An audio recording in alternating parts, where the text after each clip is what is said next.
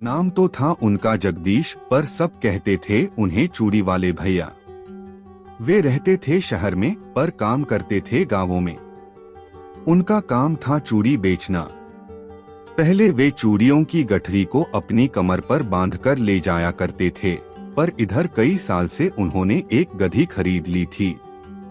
अब वे अपनी चूड़ियां उसकी कमर पर लादकर गांव जाया करते थे। जो ही वे किसी गांव में पहुंचते, बच्चे उन्हें देखते ही हल्ला मचा देते, चूड़ी वाले भैया आ गए, चूड़ी वाले भैया आ गए।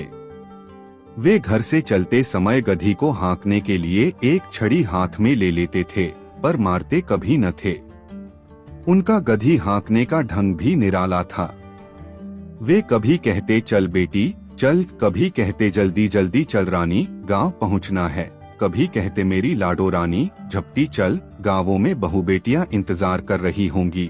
कभी कहते धीरे धीरे तो आलसी लोग चलते हैं, तू तो मेरी कमेरी बिटिया है। जब उनकी गधी तेज चलती तो बूढ़े मियाँ उस पर लाड़ बरसाते हुए कहते वाह वाह, मेरी चंदा बेटी तो हिरनी की चाल चलती है।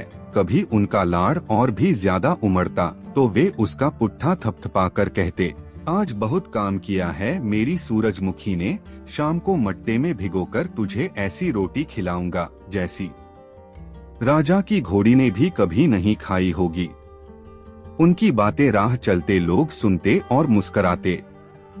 एक दिन एक आदमी ने चूड़ी वाले को रोककर पूछा, दुनिया भर के तांगे वाले गधे वाले अपने जानवरों को गालियां देकर हाँकते हैं, पर आप अपनी गधी को गाली देना तो दूर लाए से हाँकते हैं, यह क्या बात है? चूड़ी वाले ने जवाब दिया, मेरा काम चूड़िया का है और चूड़ियां पहनती हैं स्त्रियां। मुझे सारे दिन स्त्रियों के बोझ में रहना पड़ता है। मैं अगर अपनी गधी को गाली दूं तो मेरी जीभ को गाली देने की आदत पड़ जाएगी। सभी जानते हैं कि आदत समय बेसमय नहीं देखती। उस हालत में स्त्रियों के बीच में भी किसी दिन मेरे मुंह से अचानक गाली निकल सकती है। अब सभी बहू बेटियां मुझे अपने बाबा की तरह अपने घर का आदमी मानती हैं, मेरा सम्मान करती हैं, पर मैं गाली बकने लगूं तो वे मेरा सम्मान क्यों करेंगी? तब तो मेरा सम्मान भी जाएगा और रोजगार भी। इसलिए मैं अपनी गधी से भी उसी भाषा में बात करता हूँ जिसमें बहनों बेटियों से करता हूँ। मैं बुरी बात के पास ही क्यों आऊं? बड़े मार्के की और बड़े काम की बात कही चूड़ी वाले ने। हम लापरवाही में बुरी बातों को अपने पास आने देते हैं, फिर वे हमारी आदत बन जाती हैं और कोशिश करने पर भी हमारा पीछा नहीं छोड़ती। हम देखते रहते हैं कि वे हमारा नुकसान कर रही हैं, हमारी कीमत कम कर रही हैं। हम उनसे बचना भी चाहते हैं, पर बच नहीं पाते और उनका शिकार होते रहते हैं। पहली जरूरत इस बात की है कि हम यह समझ लें कि कौन सी बात बुरी है और कौन सी अच्छी। दूसरी जरूरत यह है कि हम बुरी बातों से बचने और अच्छी बातों को अपनाने की आदत डाल लें। जीवन की एक खास बात यह है कि जो अच्छी बातों को अपनाने की आदत डाल लेता है, बुरी बातें उससे अपने आप ही दूर रहने लगती हैं। एक बार युधिष्ठिर ने भीष्म जी से पूछा कि पितामह, आशा क्या है तथा इसका स्वरूप कैसा है, बतलाने की कृपा करें। प्रायः देखा जाता है कि सभी पुरुष महान आशा लेकर प्रवृत्त होते हैं, पर जब वह बीच में ही प्रतिहत होती है तब या तो प्राणी मर ही जाता है अथवा महान क्लेश भोगता है। इस पर भीष्म ने कहा कि इस संबंध में राजर्षि सुमित्र और ऋषभ मुनि के संवाद की कथा कही जाती है। हैहयवंशी राजा सुमित्र एक बार शिकार खेलने गया। वहां उसने एक हरिण देखा, उस पर उसने बाण मारा। अमित विक्रम मृग बाण लेकर भागा और राजा ने भी मृगराज का पीछा किया। ऊंचे नीचे स्थलों, नदियों, पलवलों, वनों तथा संविषम भागों से होकर वह मृग भागता जाता था। राजा भी पूरी शक्ति लगाकर उसका पीछा कर रहा था, तथापि वह मृग हाथ न आया। अंत में भीषण अरण्य में भटकता हुआ राजा सहसा तपस्वियों के आश्रम के सामने निकला। थकेमा देख भूख प्यास से व्याकुल धनुर्धर राजा को देखकर ऋषियों ने उसका यथाविधि स्वागत किया और तदंतर उसके वहां आने का कारण पूछा। राजा बोला, मैं हैहयकुल में उत्पन्न सुमित्र नाम का राजा हूँ। शिकार में मृग का पीछा करता हुआ यहाँ पहुँच गया हूँ। मैं हताश, श्रमार्क एवं भ्रष्ट मार्ग हो गया हूँ। इससे बढ़कर मेरे लिए और कष्ट ही क्या हो सकता है। यद्यपि मैं इस समय छत्र, चामर आदि समस्त राजलक्षणों से हीन हूँ, घर, नगर और समस्त प्रकृति मंडल से भी अलग हूँ, फिर भी इन सबका मुझे वैसा दुख नहीं जैसा इस आशा के भंग होने से, मृग के हाथ से निकल जाने से हो रहा है। महाभाग, आप लोग सर्वज्ञ हैं। मैं जानना चाहता हूँ कि इस दुरंत आशा का, जो समुद्र, हिमालय और अनंत आकाश से भी बड़ी मालूम होती है, कैसा स्वरूप एवं क्या लक्षण है। यदि कोई आपत्ति न हो तो आप लोग इसे बतलाने की कृपा करें। इस पर उन ऋषियों में से ऋषभ नाम के ऋषि बोले, राजसिंह, एक बार मैं तीर्थ यात्रा करता हुआ नर नारायण के आश्रम बद्रीवन की ओर निकला। आश्रम के समीप ही मैं निवास की खोज में था कि एक चिराजिनधारी कृशत्नु नाम के मुनि दिख पड़े। अन्य साधारण मनुष्य की अपेक्षा ये 8 गुना अधिक दुबले थे। राजेंद्र, मैंने वैसी कृष्णता अन्यत्र कहीं नहीं देखी। बस उनका शरीर कनिष्ठिका अंगुली के तुल्य था। उनके हाथ, पैर, गर्दन, सिर, कान, आँख सभी अंग भी शरीर के ही अनुरूप थे, पर उनकी वाणी और चेष्टा सामान्य थी। मैं उन ब्राह्मण देवता को देखकर डर गया और अत्यंत उदास हो गया। मैंने उन्हें प्रणाम किया और धीरे से वहीं उनके द्वारा दिए गए आसन पर बैठ गया। कृष्णमुनि धर्म में कथा सुनाने लगे। इतने में ही वीरद्युम्न नाम का राजा भी वहीं पहुंच गया। उसका एकमात्र पुत्र भूरिद्युम्न शिकार में खो गया था। उसने कृष्णमुनि से उसके संबंध में अपनी महती आशा तथा चिंता व्यक्त की और उसकी जानकारी चाही। कृष्णमुनि ने कहा कि उसने एक ऋषि की अवहेलना की थी, आशा भंग की थी, अतएव उसकी यह दशा हुई।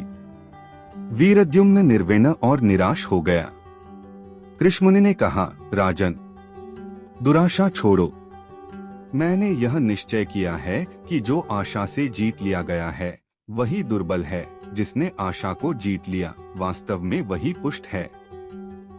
इस पर वीरद्युम्न ने कहा, महाराज, क्या आपसे भी यह आशा कृष्तर दुबली है? मुझे तो इस बात पर बड़ा संशय हो रहा है। मुनि ने कहा, राजन, शक्ति होने पर भी जो दूसरे का उपकार नहीं करता, योग्य पुरुषों का सत्कार नहीं करता, उस परमासक्त पुरुष की दुराशा मुझसे दुबली है। किसी एक पुत्र वाले पिता को जो पुत्र के विदेश जाने या भूल जाने या पता न लगने पर जो उसकी आशा होती है, वह मुझसे दुबली है। जो आशा कृतघ्न, नृशंस, आलसी तथा अपकारी पुरुषों में संसक्त है, वह आशा मुझसे कहीं दुबली है। इन सब बातों को सुनकर राजा मुनि के चरणों पर गिर पड़ा और उसने अपने पुत्र की प्राप्ति के लिए प्रार्थना की। मुनि ने भी अपने योग बल तथा तपोबल से हंसकर उसे तुरंत ला दिया। पुनः उन्होंने अपना अत्यद्भुत दिव्य धर्ममय रूप दिखलाया और वन में वे अन्यत्र चले गए। अतएव अत्यंत दुर्बल दुराशा सर्वथा त्याग करने के योग्य है। सत्य एवं सदाचार का पालन करने में सत्संग की तरह बाल्यकाल के संस्कारों का भी बड़ा हाथ होता है। एक साधु को एक बार एक सजीव भिक्षा, बालक की भिक्षा प्राप्त हुई। साधु ने भिक्षा लाकर भिक्षा पात्र गुरु को दिया। पात्र भारी था, इसलिए बालक का नाम वज्र कुमार रखा गया। साध्वियों द्वारा बच्चे का पालन पोषण किया गया और साधु भी बच्चे को देखा करते थे।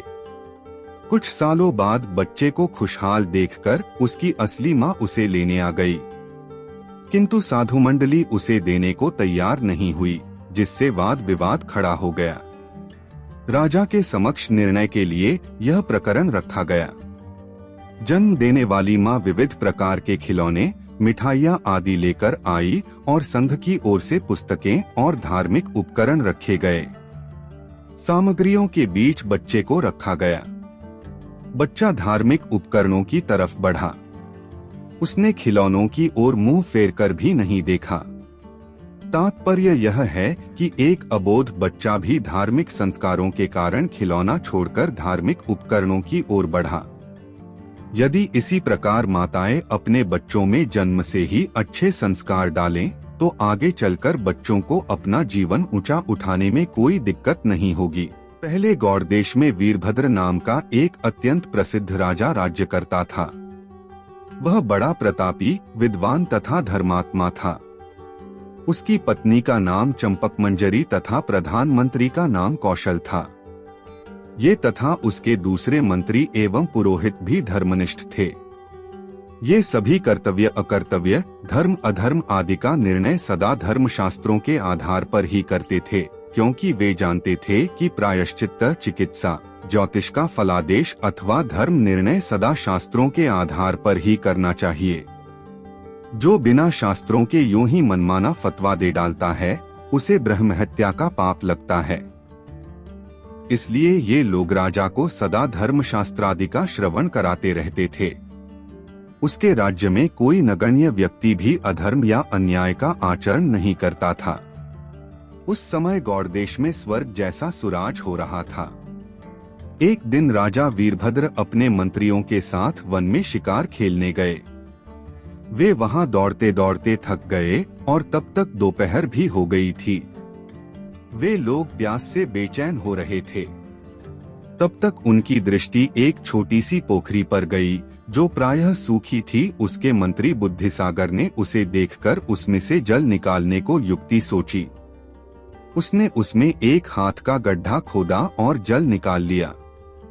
उस जल के पीने से राजा तथा मंत्री दोनों की ही पूर्ण तृप्ति हो गई। अब धर्मार्थ के पंडित उस मंत्री ने राजा से कहा, राजन, यह पुष्करिणी, तलैया, पोखरी न जाने इस पर्वत की आदित्य चौरस भूमि में किसने बनाई थी। अभी तक तो यह वर्षा के जल से भरी थी, पर अब सूख गई है। अब यदि आज्ञा दें तो मैं इसका पूर्णतया उद्धार करके चारों ओर बढ़िया बांध बनाकर इसे सरोवर का ही रूप दे दूं। राजा ने मंत्री के इस प्रस्ताव को बड़ी प्रसन्नता के साथ स्वीकार कर लिया। उसने बड़े समारोह से बुद्धिसागर को इस कार्य में नियुक्त किया। शुद्धात्मा मंत्री ने बड़ी श्रद्धा से 200 हाथ लंबा चौड़ा एक सरोवर तैयार किया और उसके चारों ओर पत्थर के घाट बनवा दिया। इस तरह उसमें अगाध जल राशि संचित हो गई। तब से वह वनचरों एवं पक्षियों का क्रीड़ा स्थल एवं जलपान का आश्रय हो गया। आयु समाप्त होने पर बुद्धिसागर जब धर्मराज के यहाँ पधारे, तब धर्मराज चित्रगुप्त से उनके कृत्यों के संबंध में पूछताछ की। चित्रगुप्त ने उनके सरोवर निर्माण की चर्चा की। साथ ही यह भी कहा कि ये राजा को सदा ही धर्म कार्य में प्रेरित करते थे। चित्रगुप्त के यूं कहने पर धर्मराज ने बुद्धिसागर को धर्म विमान पर चढ़ाए जाने की आज्ञा दे दी। कुछ दिनों के बाद राजा वीरभद्र भी वहीं यमलोक पधारे और धर्मराज को आदर पूर्वक नमस्कार करके एक ओर खड़े हो गए। पुण्य संबंधी प्रश्न किए जाने पर चित्रगुप्त ने उनके लिए भी उसी सरोवर निर्माण के पुण्य की चर्चा की। तदंतर धर्मराज ने बड़ी अद्भुत वाणी से राजा को संबोधित करते हुए कहा, राजन, पूर्व काल में सैंधवगिरी की आदित्यका में एक लवा पक्षी ने जल ठहराने के लिए अपनी चोंच से 2 अंगुल भूमि खोदी थी। तत्पश्चात कालांतर में एक शूकर ने उसी स्थल पर अपने थुथुने से 1 हाथ गहरा गड्ढा खोदा। तब से उसमें हाथ भर जल रहने लगा। तदंतर एक भैंस ने खोदकर उसे 2 हाथ गहरा कर दिया। महाराज, तब से तो उसमें 2 मास तक जल ठहरने लग गया। वन के छोटे छोटे जीव प्यास से व्याकुल होने पर उस जल को पीते थे। तदंतर इसके 3 वर्ष बाद एक हाथी ने उस गड्ढे को 3 हाथ गहरा कर दिया। अब उसमें 3 महीने तक पर्याप्त जल ठहरने लग गया। फिर जल सूख जाने पर आप उस स्थान पर आए और मंत्री बुद्धिसागर की सम्मति से सरोवर निर्माण का कार्य चल पड़ा। फिर तो उसमें बहुत जल संचित हो गया और पत्थरों से दृढ़ता पूर्वक घाट बंध जाने पर वह महान सरोवर ही बन गया। जलाशय निर्माण के उपक्रम में अपने अपने पुण्य से क्रमशः ये लवा, शूकर, भैंस, हाथी और मंत्री 5 जीव धर्म विमान पर आरूढ़ हुए हैं। अब छठे आप भी उस पर चढ़ जाइए। धर्मराज के इन विचित्र तथा सुखद शब्दों को सुनकर राजा वीरभद्र भी उस विमान पर जा बैठा। इस प्रकार जीर्णोद्धार का पुण्य अत्यंत महान है, जिससे एक सरोवर के पुनः पुनः उद्धार में ये 6 जीव धर्म विमान पर आरूढ़ हुए। एक बार राजा शुद्धोधन राज्य का भ्रमण करने के लिए अपने महल से निकले। रास्ते में उन्होंने एक वृद्ध को देखा जो कि एक पौधा लगा रहा था। उसे देखकर राजा वहीं रुक गए और वृद्ध के पास जाकर उससे पूछने लगे, आप यह पौधा क्यों लगा रहे हैं? क्या आपको इसके फल मिल पाएंगे? तो वृद्ध ने जवाब दिया, नहीं महाराज, जब यह पौधा बड़ा होकर फल देगा तो मुझे इसके फल नहीं मिलेंगे, क्योंकि जब तक यह बड़ा होगा और फल शुरू कर देगा मैं इस दुनिया में नहीं रहूंगा। लेकिन हमारी आने वाली पीढ़ी को तो इसके स्वादिष्ट फलों का स्वाद मिलेगा। बिल्कुल उसी तरह जैसे आज हम अपने पूर्वजों के लगाए फलों का आनंद ले रहे हैं और इसके बदले हम उनको धन्यवाद भी करते हैं। ठीक वैसे ही मेरे द्वारा लगाया गया यह छोटा सा पौधा बड़ा होकर जब तक फल देता रहेगा, इससे मेरा नाम भी चलता रहेगा। यानी कि मेरे मरने के बाद भी लोग मुझे याद रखेंगे। वैसे भी कहते हैं, न मानव न कुछ लेकर आता है और न ही कुछ साथ ले जाता है। अगर इस दुनिया में कुछ बाकी रह जाता है तो वह है सिर्फ अच्छे कर्म। इसलिए मैं स्नेह के साथ इस पौधे को लगा रहा हूँ ताकि मेरे जाने के बाद भी लोग मुझे इससे याद करें। उस वृद्ध व्यक्ति के इतने ऊंचे विचार सुनकर राजा शुद्धोधन काफी प्रसन्न हुए और बोले, बाबा, आपकी यह बात हम सभी के लिए भी संदेश है। अब हम आपकी तरह ही करेंगे। फिर राजा शुद्धोधन उस वृद्ध को धन्यवाद देकर चले गए। किसान जो भगवान को बहुत मानता था, एक बार वह किसान भगवान से बहुत ही नाराज हो गया। किसान बहुत ही मेहनती था। बहुत मेहनत के बाद वह खेतों में अनाज उगाता, उसकी देखभाल करता, लेकिन अक्सर उसकी फसल खराब हो जाती। कभी बाढ़ आ जाती, कभी सूखा पड़ जाता, तो कभी तेज धूप और कभी आंधी, मतलब किसी न किसी वजह से उसकी फसल खराब हो जाती। एक दिन की बात है, किसान गुस्से में आसमान की तरफ देखकर भगवान से कहता है, ईश्वर, आपको लोग सर्वज्ञता मानते हैं, आपकी मर्जी के बिना एक पत्ता भी नहीं हिलता, पर मुझे तो ऐसा लगता है कि आपको तो छोटी छोटी बातों का भी नहीं पता है। आपको तो यह भी नहीं पता है कि खेती बाड़ी कैसे होती है। अगर आपको पता होता तो हर समय जो बाढ़, आंधी और तूफान आते हैं वो फिर कभी नहीं आते। आप नहीं जानते कि इससे कितना नुकसान होता है हम किसानों का। यदि आप मेरे हाथ में ऐसी शक्ति दे दे कि जैसे मैं चाहूँ वैसा मौसम कर दूं, फिर आप देखना मैं अन्न के भंडार लगा दूंगा। भगवान किसान के इन तीखे वाक्य को सुनकर मुस्कुरा रहे थे और वह किसान के सामने प्रकट हुए और बोले, मैं आज से तुझे ऐसी शक्ति देता हूँ कि तुम अपने खेतों पर तुम्हारी जैसी इच्छा हो तुम वैसा मौसम कर दोगे। मैं इसमें बिल्कुल भी दखल नहीं दूंगा, सब तुम्हारी इच्छा से होगा। किसान वरदान पाकर बहुत खुश हो गया। अब किसान ने अपने खेतों में गेहूं की फसल बोई। अब जब किसान को लगता कि खेतों को धूप चाहिए तो खेतों पर धूप कर देता, जब पानी बरसना चाहता तो पानी बरसा देता। आंधी, तूफान, बाढ़ आदि कुछ भी उसने अपने खेतों पर आने ही नहीं दिया। किसान के खेत में इस वर्ष ऐसी फसल हुई जैसी शायद पहले कभी नहीं हुई थी। हरी भरी लहलहाती फसल को देखकर किसान मन ही मन वह बहुत खुश हो रहा था और सोच रहा था, अब सबूत के साथ दिखाऊंगा भगवान को कि ऐसे किया जाता है शक्ति का सही उपयोग। मेरी सफलता देखकर तो उन्हें अपने नियम जरूर बदलने पड़ेंगे। कुछ दिन और गुजरे, अब फसल कटने को तैयार थी। किसान बहुत उत्सुकता के साथ फसल को जैसे ही काटने लगा तो उसकी नजर गेहूं की बालियों पर गई तो उसने अपना सिर पीट लिया और वह रोने चिल्लाने लगा। गेहूं की एक भी बाली में गेहूं का एक दाना नहीं था, सारी बालियां अंदर से खाली थी।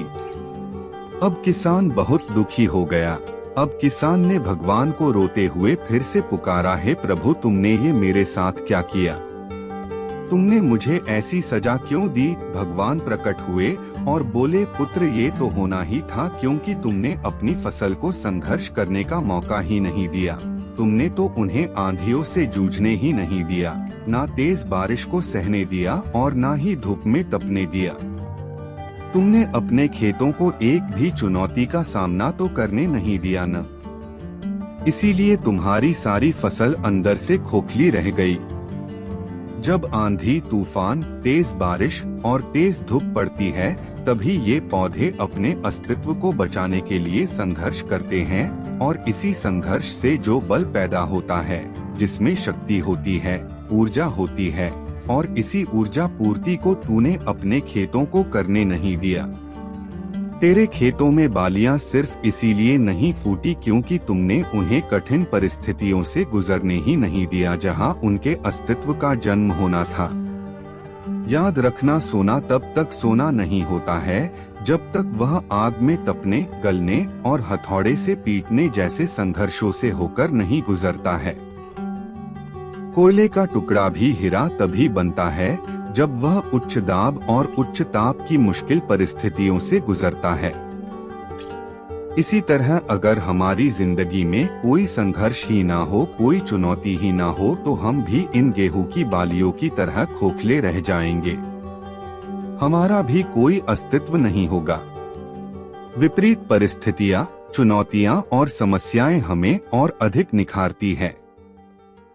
अगर जीवन में कठिन परिस्थितियां और चुनौतियां आए तो घबराना मत, बल्कि उनका डटकर सामना करना और विश्वास करना कि आप और अधिक निखर जाओगे और अधिक मजबूत बन जाओगे। किसी ने सही कहा है, जिंदगी जीना आसान नहीं होता, बिना संघर्ष कोई महान नहीं होता। जब तक ना पड़े हथौड़े की चोट तब तक मेरे दोस्त पत्थर भी भगवान नहीं होता। भिखारी था जो कि अक्सर ट्रेन में भीख मांगता था। एक दिन की बात है, वह रोज की तरह ही भीख मांग रहा था।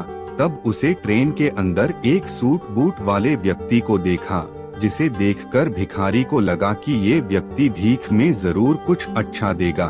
उसके बाद वह उस व्यक्ति के पास चला गया और भीख मांगने लगा। भिखारी, सेठ कुछ दो ना। सेठ, तुम कौन हो? भिखारी, जी मैं एक भिखारी हूँ, मुझे कुछ दो ना। सेठ ने भिखारी से कहा, अगर मैं तुम्हें भीख दूंगा तो बदले में तुम मुझे क्या दोगे? भिखारी कुछ समझ नहीं पाया और सेठ से कहने लगा कि सेठ, मैं तो भिखारी हूँ, मैं भला आपको क्या दे सकता हूँ? सेठ ने कहा, भाई मैं तो व्यापारी हूँ, मैं तब तक किसी को कुछ नहीं देता जब तक उसके बदले मुझे कुछ ना मिले। उसके बाद सेठ का स्टेशन आ गया और वह उतर गया, लेकिन उसकी कही बातों से भिखारी सोच में पड़ गया और सोचने लगा कि क्या इसीलिए उसे कम भीख मिलती है क्योंकि वह भीख के बदले लोगों को कुछ दे नहीं पाता। लेकिन मैं तो भिखारी हूँ, मैं आखिर किसी को क्या दे सकता हूँ? भिखारी यही बात सोच सोच कर बहुत परेशान था। तभी उसने देखा कि उसके आसपास काफी सुंदर फूल लगे हुए हैं। उसे आइडिया आया कि क्यों ना भीख के बदले लोगों को फूल दिए जाएं। अगले दिन से भिखारी ने भीख के बदले लोगों को फूल देना शुरू कर दिया, जिससे खुश होकर भिखारी को भीख में काफी इजाफा होने लगा। एक दिन उसे फिर से वही सेठ ट्रेन में दिखाई दिया और वह उस सेठ के पास गया और सेठ से कहा कि सेठ, आज मेरे पास आपको देने के लिए कुछ है। तो उसने सेठ को कुछ सुंदर फूल दिए। सेठ को वो बहुत पसंद आए, जिससे खुश होकर सेठ ने भिखारी को कुछ पैसे दिए और कहा कि अब तुम मेरी तरह व्यापारी बन गए हो। ऐसा कहकर सेठ अपने स्टेशन पर उतर गया। लेकिन सेठ की कही बातों को भिखारी समझ नहीं पा रहा था। एक बार फिर भिखारी के दिमाग में बहुत सारे सवाल दौड़ने लग गए थे। उसके बाद वह भिखारी स्टेशन पर कभी दिखाई नहीं दिया। काफी दिन बीत गए। तकरीबन 1 साल के बाद 2 व्यक्ति सूट बूट में आमने सामने बैठे हुए थे। तब एक ने दूसरे से कहा कि साहब, आपने मुझे पहचाना? उस पर दूसरे ने कहा, नहीं भाई, मैंने तुम्हें नहीं पहचाना, लगता है हम पहली बार मिल रहे हैं। इस पर पहले वाले ने कहा, नहीं साहब, हम तीसरी बार मिल रहे हैं। तब दूसरे ने कहा, क्या आप मुझे याद दिलाओगे कि हम पहले 2 बार कब मिले हैं? इस पर पहले ने कहा, साहब, मैं वही भिखारी हूँ जिसे आपने भीख के बदले कुछ देने के लिए कहा था। वो हमारी पहली मुलाकात थी। दूसरी बार आपने मुझसे कहा था कि मैं जो अब भीख के बदले फूल दे रहा हूँ, इससे मैं आपकी तरह व्यापारी बन गया हूँ। आपकी वही बात मेरे दिल में घर कर गई और मैंने खुद से सवाल किया कि आखिर कब तक मैं भिखारी बना रहूंगा। उसके बाद मैं अब फूलों का व्यापारी बन गया हूँ और आज मैं अपने व्यापार के सिलसिले से ही शहर जा रहा हूँ। ये बात शायद मुझे कभी समझ नहीं आती, लेकिन आपके द्वारा बोले गए शब्दों ने मुझे मुझसे मिला दिया। अब मैं जान गया हूँ कि मैं कौन हूँ, जिसका नतीजा यह निकला कि मैं फूलों का बहुत बड़ा व्यापारी बन गया। आपने मुझे पहली मुलाकात में प्रकृति का नियम समझाया कि हमें तभी कुछ मिलता है जब हम कुछ देते हैं। लेन देन का नियम जो आपने मुझे समझाया, ये सच में काम करता है। लेकिन उसके बाद भी मैं खुद को हमेशा भिखारी ही समझता रहता अगर आपने मुझे दूसरी मुलाकात में मुझे यह एहसास नहीं करवाया होता कि मैं एक व्यापारी हूँ। भारतीय मुनीषियों ने इसीलिए स्वयं को जानने पर सबसे ज्यादा जोर दिया है। अब बस समझ की बात है, इस भिखारी ने जब तक खुद को भिखारी समझा वो भिखारी ही बना रहा, और जब उसने खुद को व्यापारी मान लिया वह व्यापारी बन गया। एक भक्त कई वर्षों से भगवान की नित्य प्रार्थना कर रहा था। एक दिन भगवान उसकी प्रार्थना से खुश हो गए और उसे दर्शन दिए। वह भक्त से बोले, मैं तुझसे प्रसन्न हूँ, जो भी चाहे वरदान मांग लो, पर एक शर्त है कि तू जो मांगेगा उससे ठीक दूना पड़ोसी को मिलेगा। अब भक्त सोच में पड़ गया। उसका वर मांगने का उत्साह ही फीका पड़ गया। वह तो सोच रहा था कि वर लेकर पड़ोसियों को पीछे कर दूंगा। यहाँ भगवान ने सारी बात की खराब कर दी। यदि 4 मंजिला भवन अपने लिए मांगू तो पड़ोसियों का 8 गुना हो जाएगा। इससे क्या फायदा? अगर मैं 10 लाख मांगू तो पड़ोसियों को 20 लाख मिल जाएगा। प्रार्थना ही व्यर्थ हो जाएगी। इसी उधेड़बुन में आकर उसने भगवान से अपनी एक आंख फूटने का वरदान मांग लिया। अपनी स्वार्थी प्रार्थना के हिसाब से उसने पड़ोसियों को लाभ पहुंचाने की भगवान की शर्त विफल कर दी, पर उसने परिणाम पर तनिक भी विचार नहीं किया। वह काना हो गया और उसके पड़ोसी अंधे। अब वह जहां भी जाता लोग उसे काना कहते और चढ़ाते, पर उसके अंधे पड़ोसियों पर सबको दया आती और वह उन्हें कुछ ना कुछ दे देते। इस तरह उसने अपने लिए कुछ अच्छा करने के बजाय स्वार्थ में आकर दूसरों के लिए गड्ढा खोदना चाहा और उसी गड्ढे में खुद गिर गया। वह व्यक्ति पेशे से ज्योतिषी था। यही कारण था कि गीली रेत पर बने हुए चरण चिन्हों को देखकर वह पहचान गया कि यह रेखाएं किसी सम्राट की ही हो सकती हैं। यही नहीं, कुछ पैसे की कमाई की लालसा से वह लोगों को इस बारे में बताने भी लगा।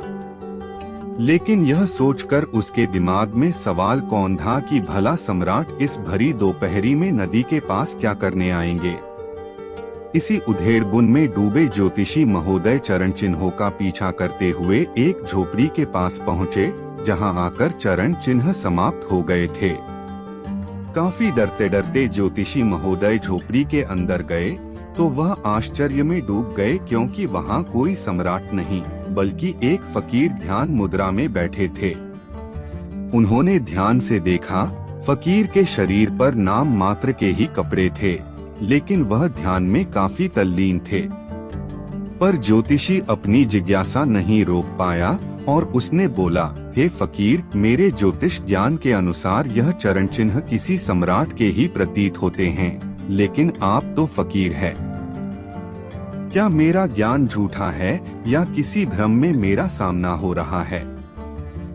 मुझे दिशा दीजिए। ज्योतिषी की बात सुनकर फकीर हंसा व बोला, तेरा ज्ञान केवल सोए हुए लोगों पर ही सच हो सकता है, लेकिन मैं जागृत अवस्था में बंधन मुक्त हूँ। जब तक बंधा था तेरा ज्योतिष ज्ञान तभी तक कारगर था, अब मैं सांसारिक मोहमाया से पूरी तरह मुक्त हूँ।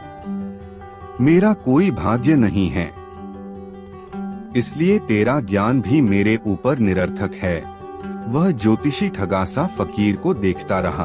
एक राजा वन भ्रमण को गया। रास्ता भटककर भूख प्यास से व्याकुल हुआ वह एक लकड़हारे के झोंपड़े पर पहुंचा। लकड़हारे ने अपने आतिथ्य से उसे तृप्त किया। चलते समय राजा ने उसे बताया, मैं इस देश का राजा हूँ। तुम्हारी सज्जनता से प्रभावित होकर मैं तुम्हें चंदन का एक वन देता हूँ। चंदन के पेड़ों की महत्ता से अनजान उस लकड़हारे ने चंदन की लकड़ी का कोयला बनाकर बेचना शुरू कर दिया और जैसे तैसे गुजर बसर करने लगा। धीरे धीरे सब पेड़ कट गए और अंत में केवल गिनती के पेड़ बचे। एक दिन बारिश बहुत तेज हो रही थी, अतः वह लकड़ी का कोयला न बना सका और उसने लकड़ी ही बेचने का निश्चय किया। बाजार में जब वह चंदन की लकड़ी लेकर पहुंचा तो उसकी सुगंध से प्रभावित होकर कई लोगों ने भारी मूल्य देकर वह लकड़ी खरीदी।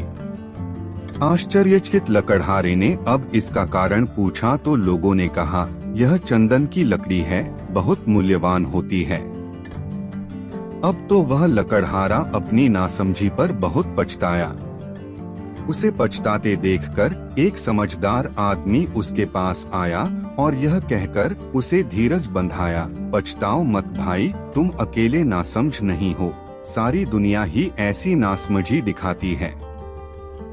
परमात्मा रूपी राजा ने हमें दुर्लभ मानवतन रूपी चंदन का वन दिया, लेकिन हम चंदन वन के पेड़ों की भांति अपनी एक एक सांस को काम, क्रोध, लोभ, मोह की आग में जलाकर कोयला करते रहते हैं और उसे कौड़ी के मोल गंवाते रहते हैं।